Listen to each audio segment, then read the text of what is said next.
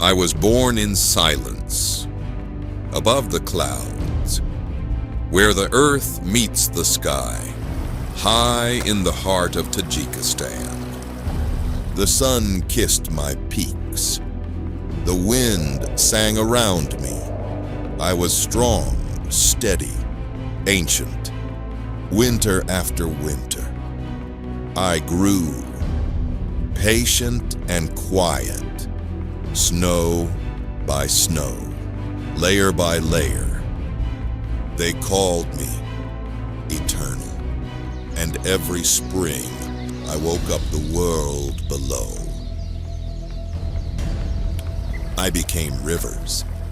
I flowed through your valleys, fed your fields, and filled your cups.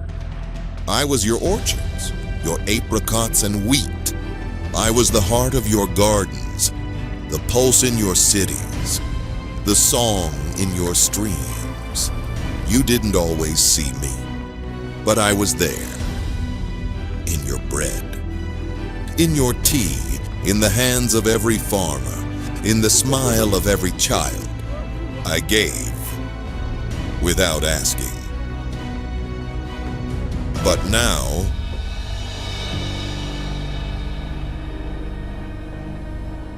I am melting. Too fast. Too soon. The winters are shorter. The snow too thin. And the mountain no longer holds me. I am falling apart. Shrinking. Fading. The rivers sometimes rush wild or dry before they reach your fields. Floods come without warning. Then droughts follow in silence. The balance is slipping away. If I disappear, your rivers will forget how to flow. Your lands will turn to dust. Your forests will fall silent. And thirst, real cruel thirst, will knock on every door, not just yours, but your children's and theirs after them. But this is not the end of my story. با همه کشورهای عضو برای همکاری در قبول قطعنامه مجمع عمومی سازمان ملل درباره اعلان نمودن سال 2025 همچون سال بین المللی حفظ پیرک‌ها منتداری خود را ابراز نموده برای متحد ساختن تلاش‌ها جهت تطبیق هدفمندانه این قطعنامه دعوت می‌نمایم. You are not powerless. You can stop the warming, stop the melt. Protect me. You can plant. You can restore. You can choose wisely, live gently, and speak for those who have no voice. Because I'm still here, still flowing, still fighting. I am the glaciers. I am melting, but I still believe in you.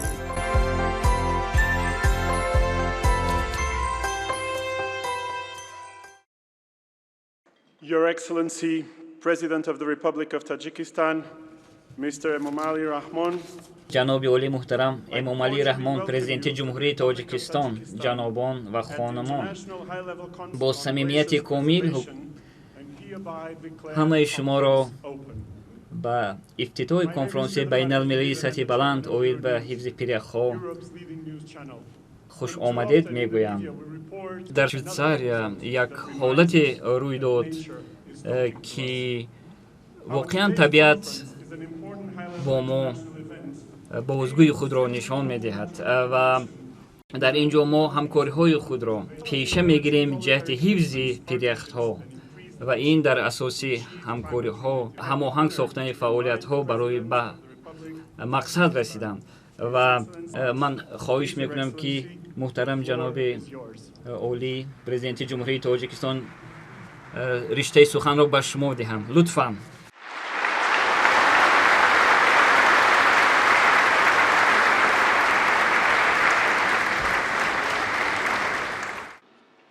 عالی جنابان، محترم رهبران هیئت‌ها، خانم‌ها و جنابان، شما را به تاجیکستان که نخستین کنفرانس بین المللی سطح بلند آید به حزب پیریاک‌ها را میزبانی میکند، صمیمانه خیر مقدم میگویم.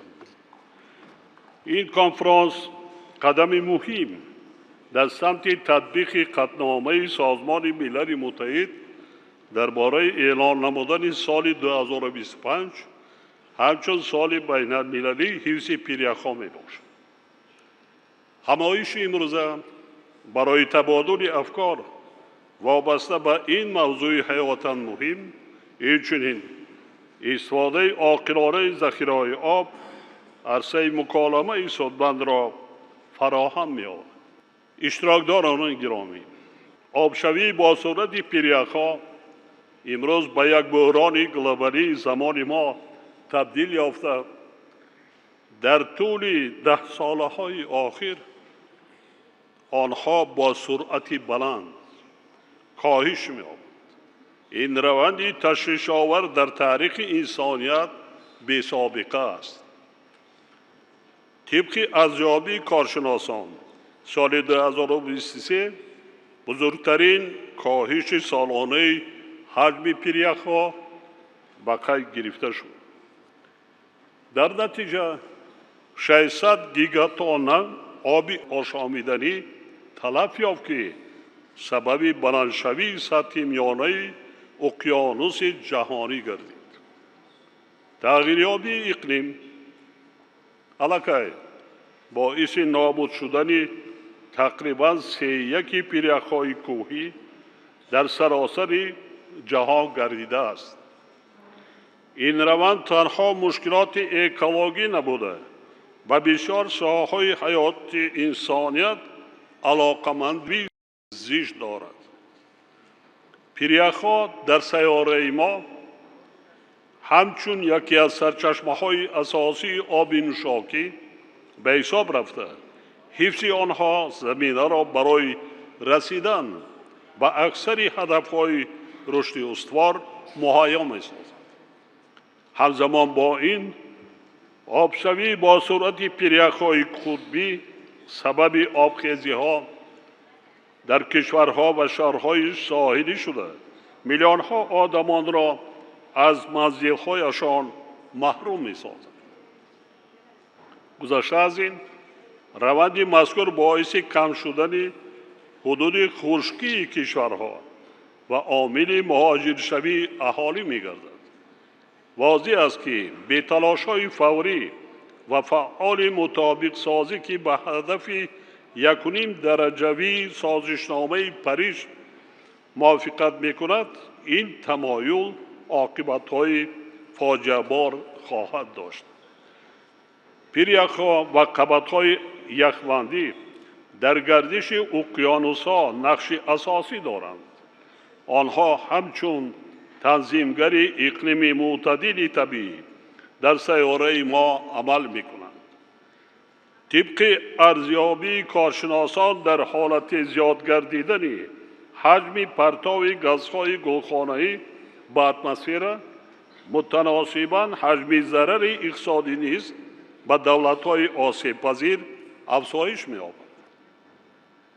در صورتی تا 2 درجه بالا رفتن حرارت هوا نابود شدن 3/1 دیگر پیریاک‌های جهان پیش بینی می‌گردد. از این لحاظ ما باید تمام کوشش را به خرج دهیم که اجرای سازشنامه پاریس آید به اقلیم تامین گردد و تدبیرهای ضروری را برای پیشگیری افزایش حرارت گلوبالی اندیشیم. حاضرین گرامی، آبشوی با سرعت پیریاک‌ها روند تأمینات آب را خلل‌دار کرده، به امنیت آذوقه‌واری تهدید و با استحصال نیروی برق تازه تأثیر منفی می‌رساند. این روند در اکثریت حالت‌ها خطرهای زیاد ایجاد نموده، نابرابری اقتصادی و آسیب پذیری اهالی را می‌افزاید. بخصوص در منطقه‌های کوهستان روند آبشوی با صورت پیریخ‌ها باعث آبخیزی، آمدن سیل و فرآمدن یخ گردیده با اینفراساختورها ضرر کلان می‌رساند. کشور ما که 93% مساحت آن را کوه‌ها تشکیل می‌دهند، همچنین روبروی آفت‌های طبیعی وابسته به آب از جمله آبشوی با سرعت پیریخ‌ها همانا آسیب پذیر باقی می‌ماند. تاجیکستان همچون کشور دارای بزرگترین پیریخ‌های آسیای مرکزی امروز با این بحران دچار شده است. تاکنون از 14,000 پیریخ تاجیکستان که منبع تشکل تا 60% آب تازه در منطقه می باشند، 1,300 عدد آنها پوره آب شده نابود گردیده است و روند آبشوی با سرعت پیریخ‌های ما همانا ادامه دارد. تلفات پیریخ‌ها نه تنها به میراث طبیعی ما بلکه به حیات میلیون‌ها نفر در منطقه تهدید می‌کنند. محترم اشتراکداران کنفرانس، می‌خواهم به طور واضح قید نمایم که حفظ پیریخ‌ها تنها مشکلات کشورهای دارای پیریخ‌ها نیست، بلکه یک بحران گلوبالی قابل توجه فوری جامعه جهانی میباشد. فعلا در کشور ما جهت آموزش پیریخ‌ها ساختارهای ضروری فعالیت دارد. در برابر این باید گفت که امکانیت‌های فنی و تکنیکی ما مثل ده‌ها کشورهای دیگر دارای پیریخ‌ها محدودند. با مقصد مانیتورینگ فراگیر پیریخ‌ها، اینچنین برنامه‌ریزی و تطبیق چاره‌های تأخیرناپذیر برای حفظ پیریخ‌ها، ما باید همکاری‌های مؤثر را با همه شریکان گسترش دهیم. در این زمینه همچنین نوآوری‌های ذهنی و کمک‌های مالی و تکنیکی ضرور می‌باشد. پیریخ‌های تاجیکستان نه تنها منبع بزرگ آبی دریاهای آسیای مرکزی به شمار می‌روند، بلکه در نگهداری استواری اقلیم منطقه نقش کلیدی را اجرا نموده برای حفظ اقلیم گلوبالی نیز اهمیت مهم دارد. ضمناً حالت کنونی این پیریخ‌ها تحقیقات علمی دقیق را طلب می‌کند. قابل ذکر است که آموزش نمونه یخ از پیریخ ونجیخ مشهور با نام فیچنگو در جهان یکی از پیریخ‌های کلانترین واقع در خشکی با درازی 77 کیلومتر و قفسی تا 1 کیلومتر میتواند برای انسانیت تاریخ هزار ساله‌های اقلیم را آشکار نماید.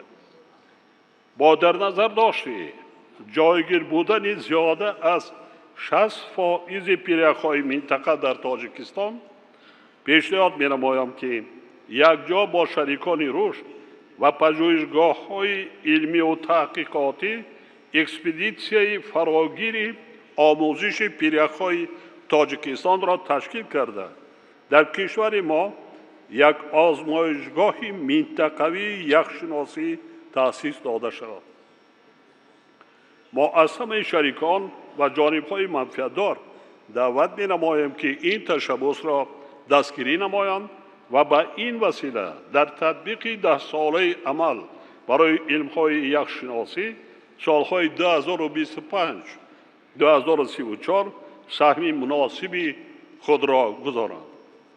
حاضرین گرامی، در برابر سبب‌های اساسی مثل تغییریابی گلوبالی اقلیم و آلوده شوی هوا که با آبشوی پیریخ‌ها آورده می‌رسانند، اینچنین خاکبارش‌های شدید در طول چند ده ساله اخیر با این روند در منطقه ما صورت می‌بخشد.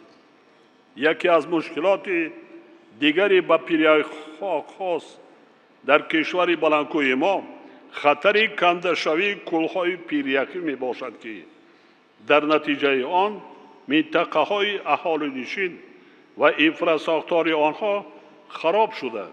در بعضی موردها حتی تلفات جانی را به بار می‌آورد. در برابر این بعضی از پیریک‌های تاجیکستان خصوصیت لغزیدن را دارند که سبب به وجود آمدن مشکلات جدی می‌شوند. با در نظر داشت آن که پیریک‌های تاجیکستان در بلندی از 3,500 تا 7,500 متر از سطح بر و در منطقه‌های دشوارگذر کوهستان جایگیر شدند، راه اندازی هر گونه برنامه‌ها برای حفظ آنها به مشکل‌های زیاد دچار می‌گردد. بنابراین ما پیشنهاد می‌نماییم که شریکان رشد و سازمان‌های بین‌المللی جهت حل این مشکلات با ما همکاری‌های سودمند را به راه مانند. اکثریت پیریک‌های تاجیکستان از جمله پیریک ونجیخ فچنکا در قطار کوه‌های پامیر جایگیرند. آنها جزئی باغ ملی تاجیکستان محسوب می‌شوند و به نامگوی میراث جهانی یونسکو وارد شدند. وابسته به این حکومت تاجیکستان تصمیم گرفته است که برای حفظ گوناگونی طبیعی این باغ نادر برنامه مخصوص را راه اندازی نماید. محترم اشتراکداران کنفرانس، تاجیکستان طی 20 سال آخر روزنامه آب و اقلیم را در عرصه بین‌المللی فعالانه پیشبری نموده، همزمان با این ضرورت واکنش فوری و مشترک را جهت حفظ پیریک‌ها تاکید می‌کند. با در نظر داشت اهمیت مسئله مذکور با ابتکار تاجیکستان در اساس قطعنامه مجمع عمومی سازمان ملل متحد سال 2025 همچون سال بین المللی حفظ پیریک‌ها و 21 مارس روز جهانی پیریک‌ها اعلان گردیده در نزد سازمان ملل بنیاد اعتماد بین المللی عاید به حفظ پیریک‌ها تأسیس داده شده است. ضمناً دولت‌ها و سازمان‌های بین المللی و منطقوی را ضرور است که با مقصد تأمین فعالیت با ثمر این بنیاد هرچی بیشتر سهم مالیوی خود را گذارند. علاوه بر این با تشبث جمهوری تاجیکستان و جمهوری فرانسه ماه اوگوست سال گذشته از جانب مجمع عمومی سازمان ملل قطعنامه عاید به اعلان کردن سالهای 2025-2034 همچون 10 ساله عمل برای علم‌های یکشناسی یکدلانه قبول گردید. باور دارم که جانبداری از قطعنامه مذکور به پیشبرد موضوع آب و اقلیم مخصوصاً تطبیق با ثمر هدف‌های پیش بینی شده سهم نظر است خواهد گذاشت. حاضرین گرامی، با در نظر داشتی اهمیت این گفته‌ها تاجیکستان از جامعه جهانی دعوت می‌نماید که برای حفظ پیریک‌ها تدبیرهای تأخیرناپذیری قطعی اندیشد. در این ردیف تاجیکستان عملهای فوری زیرین را جهت کاهش دادن روند آبشوی پیریک‌ها پیشنهاد می‌نماید. یکم، بلند برداشتن سطح آگاهی جامعه جهانی عاید به نقش حیاتاً مهم پیریک‌ها در تأمین ذخیره‌های آب آشامیدنی و حل مجموع مسائل رشدی استوار. دوم، تحکیم همکاری‌های بین المللی از جمله با جلب فعال عالمان و پژوهشگران، جامعه شهروندی و دیگر جانب‌های منفعت‌دار برای حل مشکلات آبشوی با سرعت پیریک‌ها و عاقبت‌های فراگیر آن. سوم، برای ماندن مانیتورینگ فراگیر و تحقیقات علمی با مقصد بهتر درک نمودن جریان تغییریابی پیریک‌ها و تأثیر آنها به نظام‌های اکولوژی یعنی اکوسیستم‌ها، ذخیره‌های آب، مسائل اجتماعی و اقتصادی و تغییریابی گلوبالی اقلیم.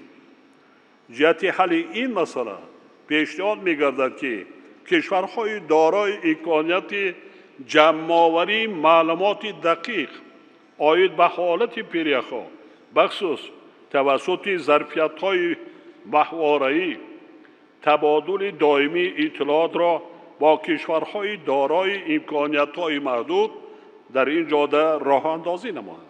چهارم، تطبیق اقدام‌های دستجمعی به مقصد برطرف نمودن عاقبت‌های اجتماعی و اقتصادی آبشوی با صورت پیریخ‌ها از جمله تأثیر آن به دسترسی به آب، حفظ امنیت آزخواری، استحصال نیروی برق و حفظ میراث فرهنگی و طبیعی. بخصوص برای حفظ نباتات و حیواناتی که در نتیجه آبشوی با صورت پیریخ‌ها از شرایط معمولی زیست خود محروم می‌گردند، باید چاره‌های تأخیرناپذیر اندیشیده شود. پنجم، اکثریت چاره‌های به حفظ پیریخ‌ها روانه شده با تدبیرهای مربوط به حل مشکل‌های تغییریابی اقلیم هماهنگ و نزدیک میباشند. بنابراین ضرورت مساعده به کشورها در تطبیق برنامه‌ها و استراتژی‌های مطابق شوی با تغییریابی اقلیم از جمله در منطقه‌های آسیب‌پذیر توسط روش‌های همگرایی از قبیل نظام‌های آگاهسازی پیشگی و کاهش خطر آفت‌ها به میان می‌آید. ششم، استفاده ثمرناک و جلب ذخیره‌های مالی و فنی برای تطبیق عملی تشبسات جهت حفظ پیریخ‌ها و سهمگذاری به بنیاد اعتماد بین المللی حفظ پیریخ‌ها. هفتم، تهیه و تطبیق استراتژی و برنامه‌های عمل در سطح‌های ملی و منطقوی به خاطر نسل‌های آینده. اینچنین پیشنهاد می‌نمایم که استراتژی گلوبالی حفظ پیریخ‌ها در سطح جهانی تهیه کرده شود. برای تطبیق می‌باید آن باید تجربه دیگر مکانیزم‌های موجوده به مثل کنونسی‌ها آید به تغییریابی اقلیم، گوناگونی بیولوژی، مبارزه بر ضد بیابانشوی و مانند آنها راه اندازی گردد. تاجیکستان این تشبس را در چارچوب سازمان ملل متحد مطرح خواهد کرد و از همه کشورها دعوت به عمل می‌آورد که از این اقدام پشتیبانی کنند. میهمانان عالی قدر، اطمینان کامل دارم که نتیجه های کنفرانس امروزه از جمله اعلامیه کنفرانس دوشنبه و مراجعت اشتراکداران کنفرانس همچون دعوت به اقدام های عملگرایانه جامعه جهانی برای سهمگذاری در روندهای مهم گلوبالی در ساحه آب و اقلیم و رشد استوار خدمت خواهند کرد. همچنین نتیجه های نشست امروزه به تشکل روند نو دوشنبه آید به حفظ پیریخ‌ها زمینه می‌گذارد.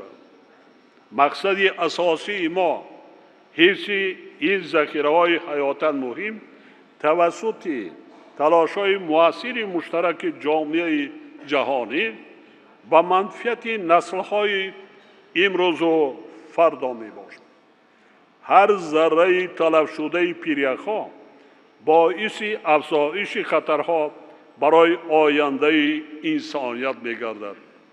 بنابراین بیاید هر لحظه را غنیمت دانسته جهت حفظ گنج بی‌بهای طبیعت پیریخ‌ها برای تأمین آینده درخشان انسانیت سهمگذار باشد. امید دارم که جامعه جهانی در تطبیق سریع‌وقتی هدف و عهده‌داری‌های مربوط به آب و اقلیم بخصوص حفظ پیریخ‌ها و استفاده با ثمر و عاقلانه آب بیش از پیش تلاش خواهد کرد. از توجهتان سپاسگزارم و بار دیگر خوش آمدید میگم به شما.